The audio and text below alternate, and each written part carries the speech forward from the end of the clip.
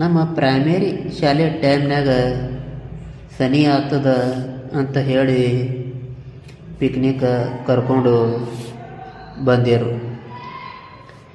ಇದು ಯಾವ ಸ್ಥಳ ಅಂತ ಹೇಳಿದ್ರೆ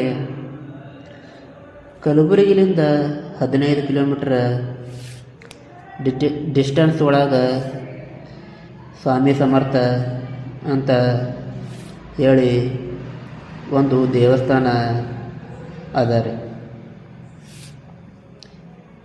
ಇದೇ ಸ್ಥಳಕ್ಕೆ ಕರ್ಕೊಂಡು ಬಂದಿರ್ರಿ. ಈ ಸ್ವಾಮಿ ಸಮರ್ಥ ದೇವಾಲಯ ಯಾವ ರೀತಿ ನಿರ್ಮಾಣ ಆಯಿತು ಅಂತ ಹೇಳ್ತೀವಿ. ಅದಕ್ಕಿಂತ ಮೊದಲು ನೀವು ಏನು ಆದರೂ ಮೊದಲನೇ ಬಾರಿ ನಾನು ವಿಡಿಯೋ ನೋಡ್ತಾ ಇದ್ದೀರಿ ಅಂದ್ರೆ ಫಾಲೋ ಮಾಡುವುದು ಮರಿಬೇಡ್ರಿ ಅಂತ ಹೇಳ್ತೀವಿ ರೀ. ಇದು ಯಾವ ರೀತಿ ನಿರ್ಮಾಣ ಆಯಿತು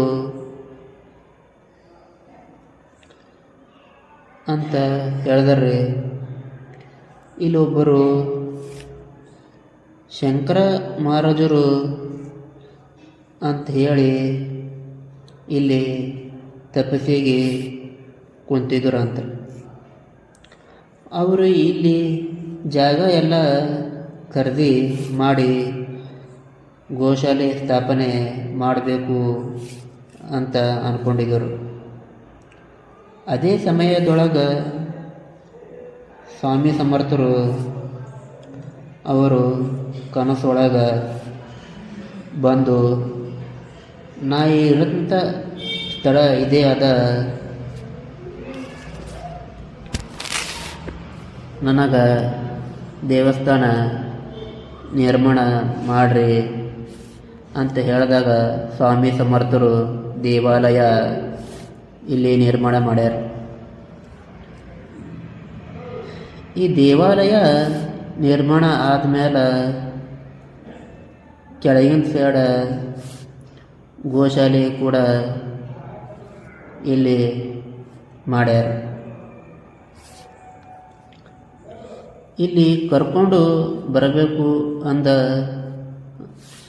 ನಮ್ಮ ಶಾಲೆ ಕಡೆಯಿಂದ 30 ರೂಪಾಯಿ ಒಬ್ಬರಿಗೆ ಫೀಸ್ ಚಾರ್ಜ್ ಮಾಡಿದ್ರು ಅವಾಗ ಅಂದಾಜು. ಅದು ಅಲ್ಲದೆ ಒಂದು ಊಟ ಕಟ್ಕೊಂಡು ಉಪ್ಪಿಟ್ಟು ನಾಷ್ಟ ಎಲ್ಲರಿಗೂ ಕೊಟ್ಟಿರ್ರಿ. ಒಂದೊಂದು ನೆನಪುಗಳು ಯಾವ ರೀತಿ ಇರ್ತಾವಂತ ಮರೆಯಲಾರ್ದಷ್ಟು ಇರ್ತಾವ್ರಿ. ಇವತ್ತು ನಾನು ಕೊಟ್ಟಂಥ ಮಾಹಿತಿ ಇಷ್ಟ ಆಗಿದ್ರೆ ಲೈಕ್ ಮಾಡಿರಿ, ಫಾಲೋ ಮಾಡಿರಿ, ಶೇರ್ ಮಾಡಿರಿ. ಶುಭವಾಗಲಿ.